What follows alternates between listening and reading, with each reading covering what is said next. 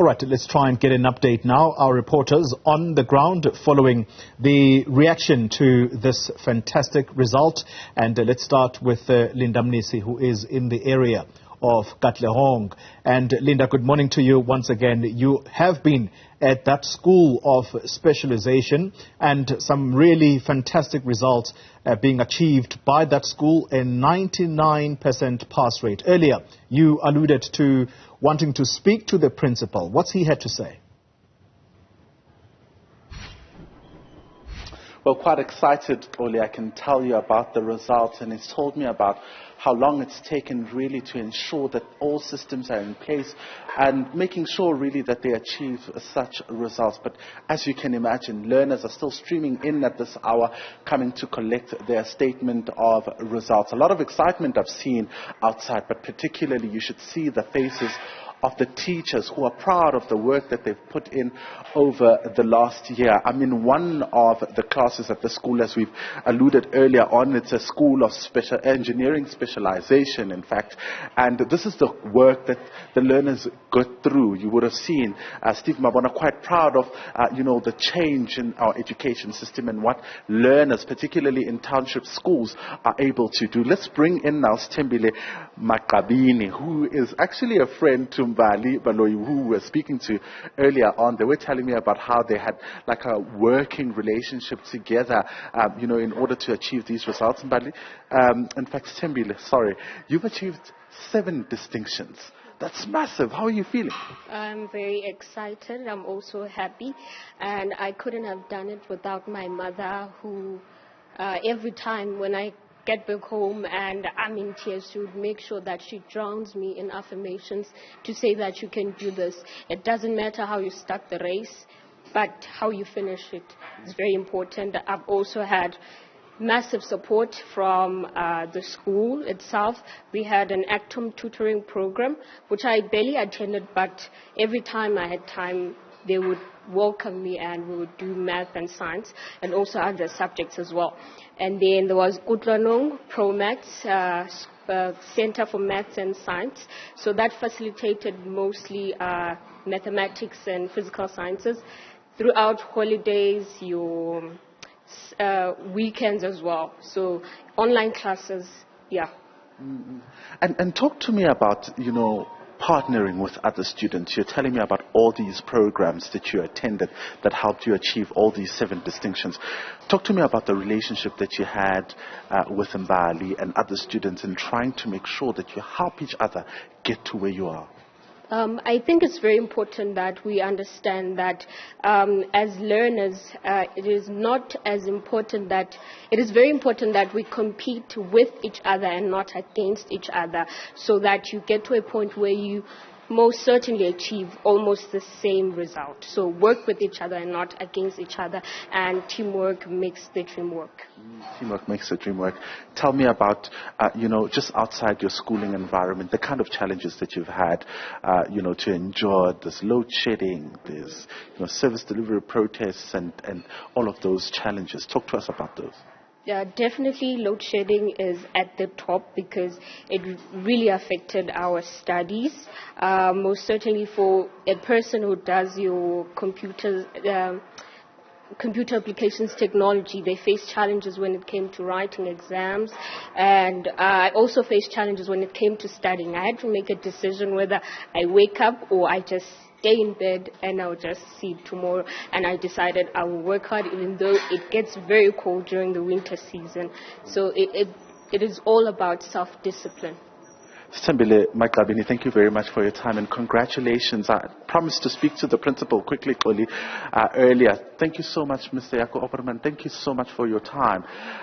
An achievement, obviously, it couldn't have come easy. Earlier on, you were telling me about the work that you've had to do since you got to the school in 2015. It's a township school. Talk to me about that in particular, the work that you've had to do to make sure that you get to this point. Yeah, thank you. I think, like I explained to you earlier on, it took time to get the school to this level, but today we are very excited. We are celebrating beautiful results. And it can only come with hard work. Like Stembile explained to you, She had to make choices to get up early. And I think that's the overall feeling in the school. From grade 8, that learners are working hard. The school operates 7 days a week. And all of this couldn't have been done without the dedication of not only learners, but also teachers who are sacrificing a lot of their own personal lives to be at school to make sure that we are getting beautiful results. They're warning me we'll run out of time, but tell me quickly about how load shedding, given the fact that you use all these machinery, how it's affecting learning and teaching. Yeah, it's definitely having a negative impact, but as a school we need to arrange that learners come in after school and on weekends so that we are able to do the practical work and the practical assessment that are not falling behind. So we've managed as a school.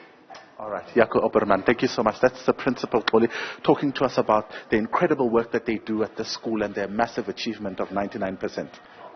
Linda Mnisi, thank you very much for that update. What an impressive result coming out of that particular school. Let's go to Tshegohaco Moagi, who is at the Soshanguve East Secondary. And Tshegohaco, good morning to you. What is special about that school where you are? Tell us their story.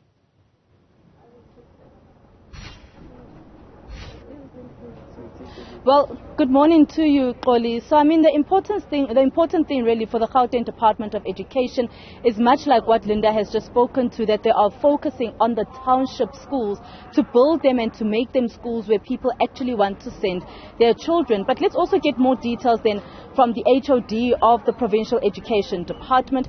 I'm joined by Edward Musue. HOD, thank you so much for your time this morning.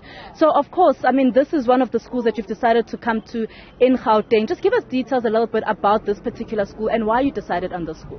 Look, this is, you know that throughout the 5th administration and 6th administration, we have been wanting to ensure that we get young people to get into relevant skills programs.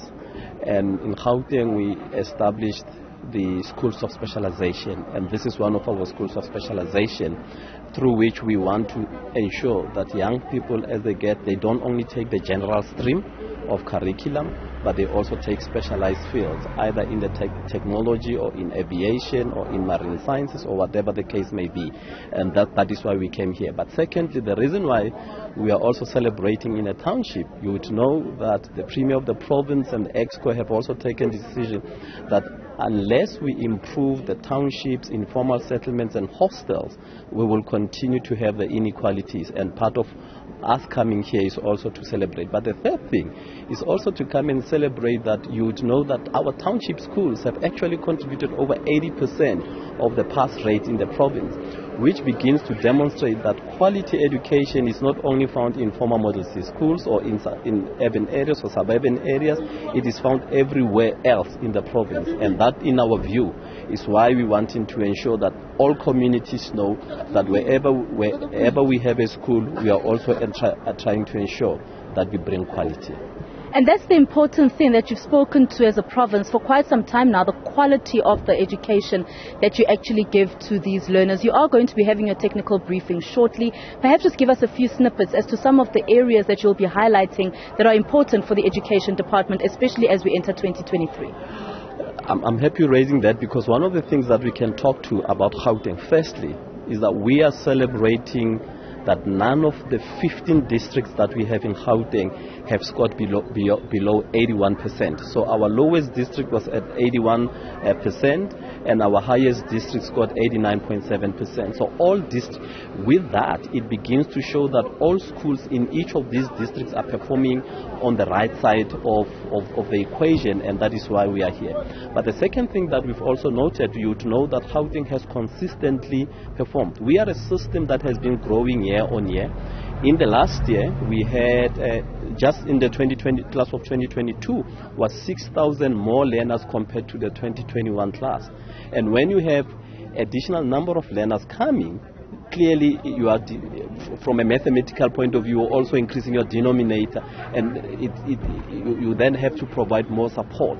But we've also seen that, notwithstanding that, we were able to get a 1.7% increase year on year. We're celebrating 84.4%, which is a 1.7% increase from the previous year. So this is just but one other indication that notwithstanding the growth, we've also been able to have an increase in throughput. The third thing that is important, and it's a matter that communities have been talking about, is we always check and say this group started school in 2011. They were in grade 1 in 2011, and they exited now in 2022. And we always talk about what has been the level of retention or the level of flow through to grade 12.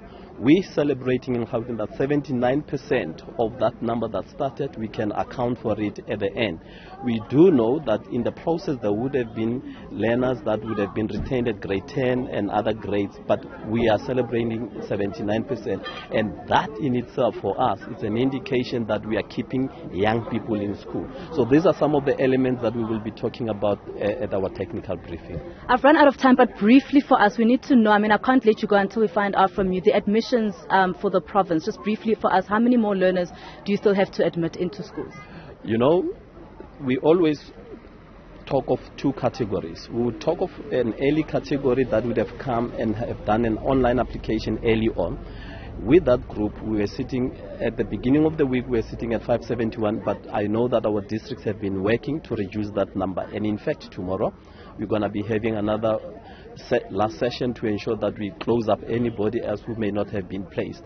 There's also another group that came in this year. We had over 10,000 new people coming in as late applications, but I'm happy to report that all late applications were placed, and the reason why they were placed is because they did not go for schools of choice. We still had spaces in some schools where the other 571 had not wanted to go because it was not in their geographic space, and we were able to place. So we are working hard.